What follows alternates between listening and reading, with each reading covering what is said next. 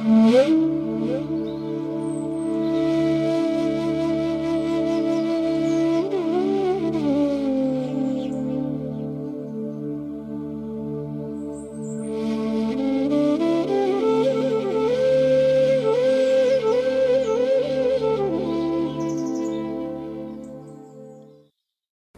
জননীং শারদাং দেবীং রামকৃষ্ণং জগদ্গুরুং পাদপদ্মে তয়ো শ্রুত্বা প্রণমামি মুহুর্মুহুঃ। নমস্কার। শ্রী শ্রী ঠাকুর, শ্রী শ্রী মা এবং স্বামীজি মহারাজের রাতুল চরণে ভুলুণ্ঠিত প্রণাম জানাই। প্রাণারাম বাংলা ইউটিউব চ্যানেলে সম্প্রচারিত সৎকথায় প্রতিদিনের মনন এই ধারাবাহিক অনুধ্যানে আজকে আমরা বিজ্ঞানে ঈশ্বরের সংকেত মণি ভৌমিক বিশিষ্ট গবেষক তাঁর এই গ্রন্থের আলোকে আমরা স্মরণ করব এবং আপনাদের জানিয়ে রাখা ভালো যে আগামী 30শে মার্চ প্রাণারাম বাংলা ইউটিউব চ্যানেল দ্বারা আয়োজিত একটি ভক্ত সম্মেলন রবিবার 30শে মার্চ 2025 অবেদানন্দ কনভেনশন সেন্টার বেলুড় মঠের পুণ্যতীর্থে অনুষ্ঠিত হতে চলেছে। এই ভক্ত সম্মেলনের প্রবেশপত্র আপনারা সংগ্রহ করুন পবিত্র কুমার সুর, যিনি প্রাণারাম এই ইউটিউব চ্যানেলের কর্ণধার, তার মাধ্যমে। আমরা প্রত্যেকেই জানি যে আধুনিক বিজ্ঞান প্রযুক্তিবিদ্যার জন্ম দিয়েছে এবং তার ফলে আমাদের জীবন আমূল বদলে গেছে এবং এই প্রযুক্তি নির্ভর সমাজেই আমাদের বাঁচতে হচ্ছে। এই যে বিপুল পরিবর্তন, তার পেছনে রয়েছে বিজ্ঞান। বিজ্ঞান মানুষের ক্লান্তিহীন কৌতূহলের উপহার এবং এই উপহারকে আমরা খুব সহজভাবে কাজে লাগাচ্ছি পার্থিব বৈভবের অন্বেষণে। কিন্তু আমরা এই গ্রন্থটি যদি পড়ি তাহলে দেখবেন বিজ্ঞানী ঈশ্বরের সংকেত, বা আমরা বলতে পারি ইংরেজিতে দ্য কোড নেম গড, এই বই যেন অসাধারণ। পুরাণ, ইতিহাস, সংস্কার, ধর্মীয় অনুষ্ঠান যা কিছুর আচ্ছাদনেই আচ্ছন্ন হয়ে আছে ধর্মতত্ত্ববিদদের বিশ্বাসের উৎস। দুটি শব্দ সমস্ত ধর্মের মূল কথা, সেটা হচ্ছে ঈশ্বর এক। ভারতবর্ষের মাটিতেই জন্মেছিল বৌদ্ধ ধর্ম। সিদ্ধার্থ গৌতম হলেন, বুদ্ধ হলেন। তিনি সমস্ত আরাম ধন সম্পদ ত্যাগ করে খুঁজে বার করলেন মানুষের দুঃখের কারণ কি করে মুক্তি পাওয়া যাবে এই দুঃখ যন্ত্রণা থেকে। বুদ্ধ সেই পথ দেখালেন এবং বললেন বুদ্ধ যে দুঃখ যন্ত্রণা থেকে মুক্তি পেতে নিজেকে মুক্ত করতে হবে বাসনা থেকে, শুনতে হবে সঠিক চেতনার নির্দেশ। কিভাবে এই চেতনার সঠিক নির্দেশ পাওয়া যাবে? ধ্যানের মাধ্যমে। শুধুই কি ধ্যান? বুদ্ধ বললেন ধ্যানের সঙ্গে একতার বোধ চাই, অর্থাৎ সমস্ত সৃষ্টিকে তাদের বৈচিত্র্য সত্ত্বেও এক করে দেখার ভাবার চৈতন্য। কেউ কেউ মনে করেন যিশুর দর্শন এবং শিক্ষার প্রভাব পড়েছে বৌদ্ধ ভাবনার উপরে। বৌদ্ধ বিশ্বাসের সঙ্গে আধুনিক বিজ্ঞানের কোথাও কোনো কলহ নেই। তাওইজম যেন কোয়ান্টাম ফিজিক্সের যমজ ভাই, এত মিল। এবং এই তাও ধর্মেরও উৎস যেখানে, সেখানেও মিলিত হচ্ছে বিরোধী শক্তি। তাও মানে পথ যদি হয়, তাহলে সেই পথ মহাবিশ্বের বুননে মিশে রয়েছে। জেন দর্শনেও মাঝে মধ্যে বলা হয়েছে গড ইজ নাথিং। মনে হতে পারে গড ইজ নাথিং, কিন্তু আসলে তা নয়, এটা একটা হেয়ালি। God is নোথিং। নাথিংয়ের অর্থ নট এ থিং। ঈশ্বর কোনো একটা বিশেষ বস্তু নয়, সব কিছুর মধ্যে রয়েছে। সেই জন্য যীশুখ্রিস্ট বলছেন না, the kingdom of haven is within. আমাদের মধ্যেই স্বর্গ। স্বর্গের সৃষ্টির এই বিপুল আনন্দযজ্ঞে যেন আমরা সবাই আমন্ত্রিত, অংশগ্রহণকারী। এবং সত্যি যদি আমরা দেখি তাহলে আমরা দেখব যে আমরা একেবারে পূর্ণ। সেই জন্য এই যে গভীর তত্ত্বের দিকে যখন আমরা যাই, তখন আমাদের বারবার এই সংকেতটি, চেতনাটিকে বুঝতে গেলে এই গ্রন্থেরই একেবারে শেষ এই ধ্যান কি না, মেডিটেশন। কোলাহল থেকে নিজেকে সরিয়ে নেওয়া। এবং এইটি দেখা যায় যখন কেউ ধ্যান করতে বসেন, তিনি যেন শান্ত স্নিগ্ধ হয়ে যান, অত্যন্ত একাগ্র হয়ে যান। রবীন্দ্রনাথের সেই কথা রয়েছে না, তুমি ডুবি অমৃত পাথারে, যাই ভুলে চরাচর, মিলাই রবি শশী, নাহি দেশ নাহি কাল নাহি হেরি সীমা, প্রেম মূরতি হৃদয়ে জাগে, আনন্দ নাহি ধরে। এবং পদার্থবিজ্ঞান এবং মনোবিজ্ঞান একই কথা বলছে একদম। আধুনিক মনোবিদ্যা আমাদের মনের গোছানো পরিপাটি স্তরের তলায় একটা অবচেতন স্তরকে খুলে দিয়েছে।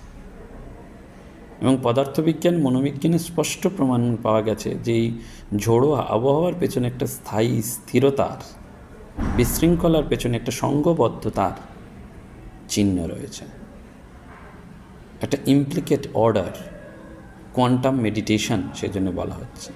সেটাকে কেউ কেউ বলছে ট্রান্সেন্ডেন্টাল মেডিটেশন মাইন্ডফুলনেস মূলত এক।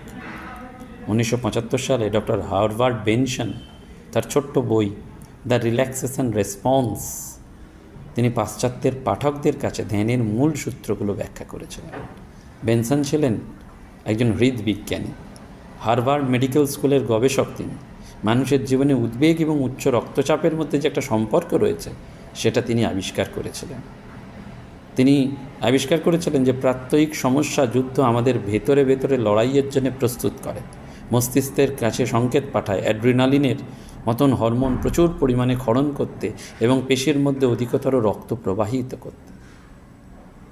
কাজটা হয় আমাদের অটোনমিক নার্ভাস সিস্টেম বা স্বয়ংক্রিয় স্নায়ুতন্ত্র থেকে। আধুনিক জীবনে যেসব উদ্বেগ তৈরি হচ্ছে তার বেশিরভাগই কোনোটাই আমাদের যুদ্ধ করবার বা পালাবার কোনো প্রয়োজন নেই, কিন্তু এই উদ্বেগকে সামলানোর সবচেয়ে সর্বশ্রেষ্ঠ উপায় হচ্ছে মেডিটেশন। এবং আধুনিক সমাজে সবথেকে বড় অসুখ হচ্ছে উদ্বেগ, যার ফলে প্রতিদিন প্রচুর মানুষ পৃথিবীতে মারা যাচ্ছে। একটা অটোনমিক নার্ভাস সিস্টেমকে অতিক্রম করা, সেজন্য ধ্যান এবং মেডিটেশনের শারীরিক ফল হচ্ছে হৃৎপিণ্ডের স্পন্দন হারকে কমিয়ে দেওয়া, রক্তচাপকে কমিয়ে দেওয়া, শরীরে অক্সিজেন নেওয়ার হার কমে যায় এবং উদ্বেগজনিত যে হরমোনগুলোর উৎপাদন কমে যায়। কোয়ান্টাম ফিজিক্সেও তাই নন লোকালিটি এবং এনট্যাঙ্গেলটের মতন একটা অবাস্তব ঘটনা ঘটে। বিখ্যাত পদার্থবিজ্ঞানী বলছেন যে বিংশ শতাব্দীতে যত থিওরি বলা হয়েছে তার সব থেকে মূর্খ থিওরি হচ্ছে কোয়ান্টাম থিওরি। আইনস্টাইন অনেক আগে এই কথা বলেছেন, the more success the quantum theory has, the sillier it looks.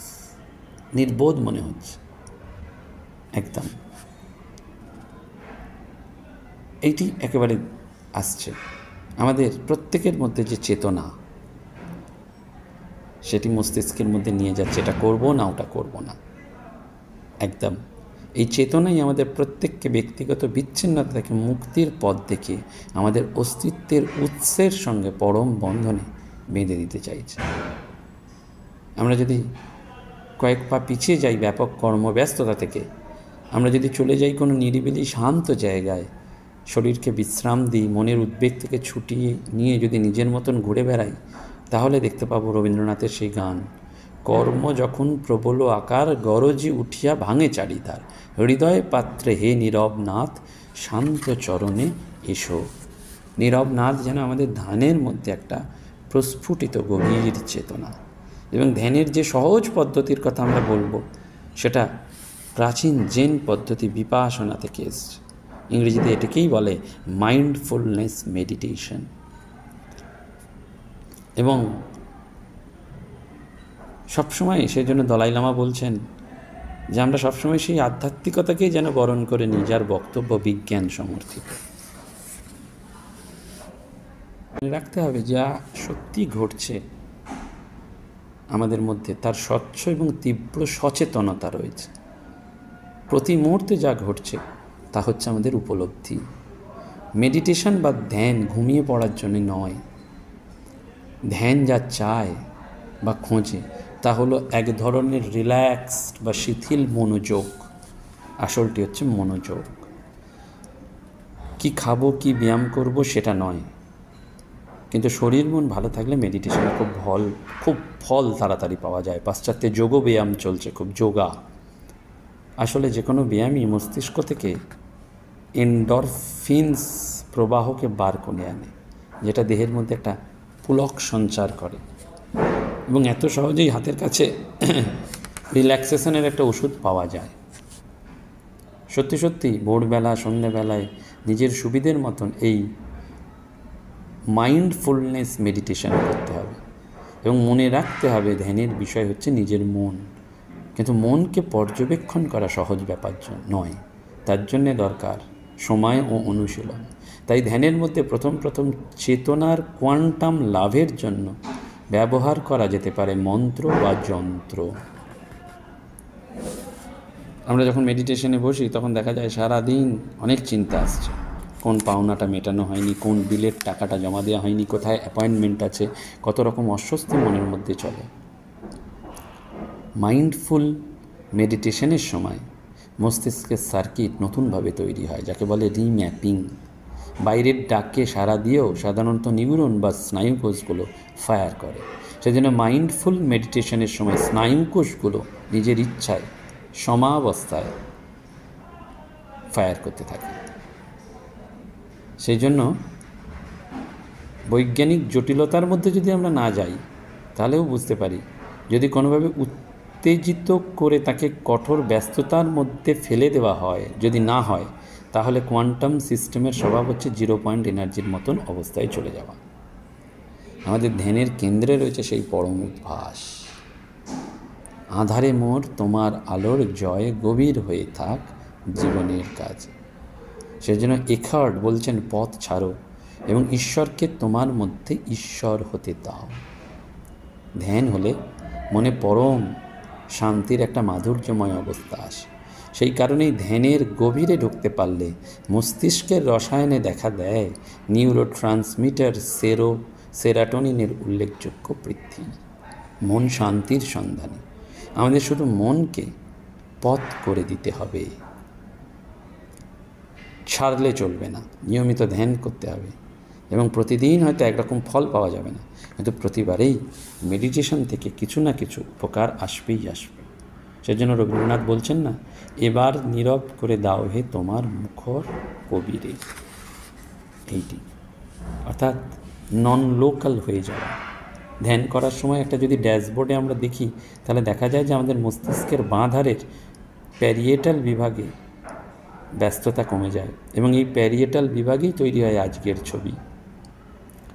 বিশ্বজগৎ এবং আমাদের ত্বকের মধ্যবর্তী সীমারেখা বদলে যাবে, এবং আমাদের মস্তিষ্কের ডান দিকের প্যারিয়েটাল কর্মেও ব্যস্ততার অভাব দেখতে পাওয়া যাবে।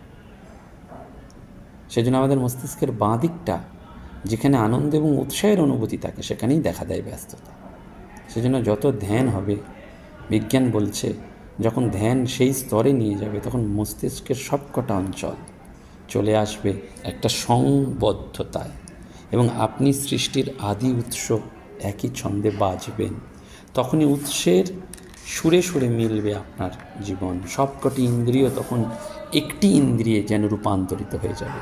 অনুভবের বিচিত্র উৎসে তখন পরিণত হবে আর একটা নতুন উৎস। সেজন্য ওই জার্মান দার্শনিক এখার্ড বলছেন, আধ্যাত্মিক উল্লাসের মুহূর্তে তিনি যখন নিজেকে দেখতে পেলেন, তাঁর সৃষ্টিকর্তার দৃষ্টিতে কি বোঝাতে চাইলেন, বৈদিক ঋষিরা তাঁদের গভীর ধ্যান থেকে কেন শান্তভাবে ঘোষণা করলেন, আমি ব্রহ্ম। রবীন্দ্রনাথের গানে আছে সেই পরম পূর্ণতা, অসীম মঙ্গলে মিলিল মাধুরী, খেলা হলো সমাধান, চপল চঞ্চল লহরী লীলা পাড়াবারে অবসান। নীরব মন্ত্র হৃদয়ে মাঝে শান্তি শান্তি শান্তি বাজে, অরূপ কান্তি নিরখী অন্তরে মুদিত লোচন চাই। সেই একক শৃঙ্খলা, আদি উৎসের ক্ষমতা, সবটাকে ধরা, সেই পরিব্যাপ্ত চেতনাকে এক অখণ্ড পরিপূর্ণতায় মিলিয়ে দেওয়া। সেই জন্য দ্বিতীয় কোনো সুর, দ্বিতীয় কোনো ফুলের প্রয়োজনই নেই। এক অখণ্ড আদি উৎসের প্রতীক, সেটি ঈশ্বরের সংকেত। নমস্কার, ধন্যবাদ। প্রাণারাম প্রাণারাম